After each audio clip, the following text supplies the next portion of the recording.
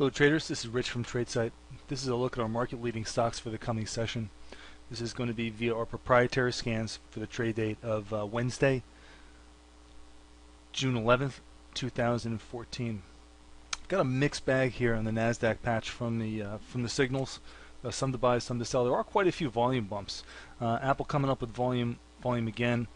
Of course, they have to make that split adjusted, so it's not necessarily that great. That'll take a little while to work out of the average, of course. Baidu, that's got a good volume, 2.5% above the day's open, 145% of its typical volume, so watch that. eBay's got setting with a downside CPS, 2.5 times the typical volume. That's a real weak session. Entertainment Arts, however, is on the other side of the ledger, upside CPS with a volume bump, 2.5% above the typical volume. The open.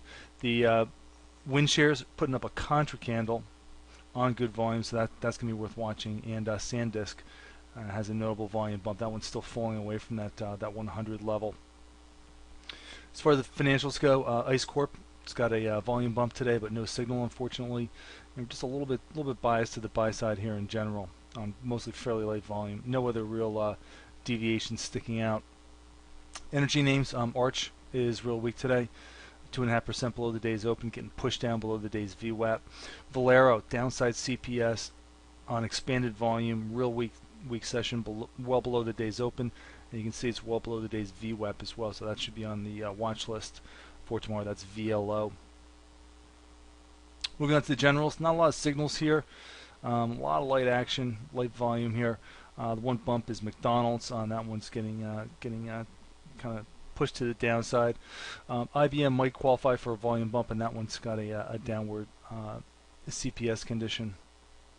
Moving on to the housing names, really light volume here, but we do have a couple of buy indications. Dry ships trading big volume, but it's on an RPS, so keep an eye on that. That could be worth a little scalp tomorrow morning. UNP's got a contra candle on volume, so that's going to be worth watching too. The commodity names, not too much going on here. Potash has a RPS to the downside, so I'm going to put that on the list for tomorrow. And we've got nothing else really sticking out except for Double G has an upside CPS, and that one's almost 3% above the day's open. So keep an eye on that. The GDX, which is the broad-based ETF that tracks the mining shares, maybe poised for a push to the upside. So keep that on the radar as well. All right, folks. As always, thanks for listening. This has been Rich for tradesight.